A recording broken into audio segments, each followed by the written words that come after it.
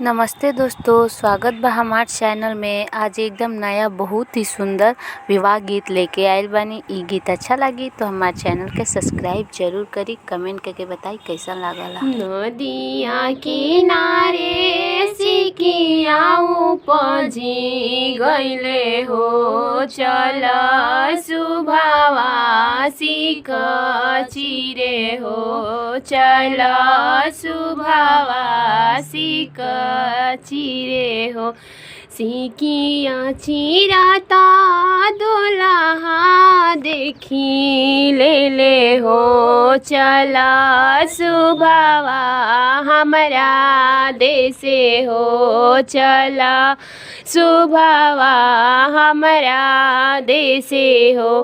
कैसे में चली प्रभु जी रौरा देशे हो, आमा बिनु रहबी कैसे हो, चाची बिनु रहबी कैसे हो। आमा की बदलवा सुभावा आमा देहब हो, या पानी आमा बिसारी देबो हो, या पानी आमा बिसारी देबो हो।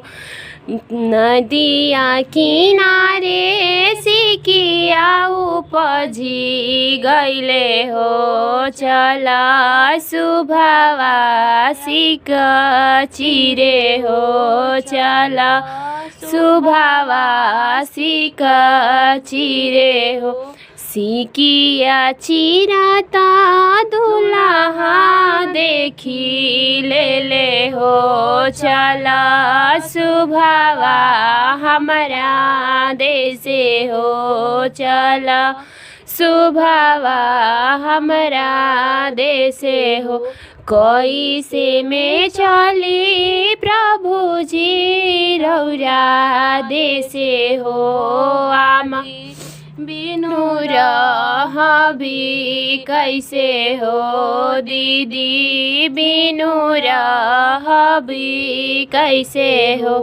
भाभी के बदलवा सुभावा भाभी देबो हो, अपनी भाभी बिसारी देबो हो, अपनी दीदी बिसारी देबो हो।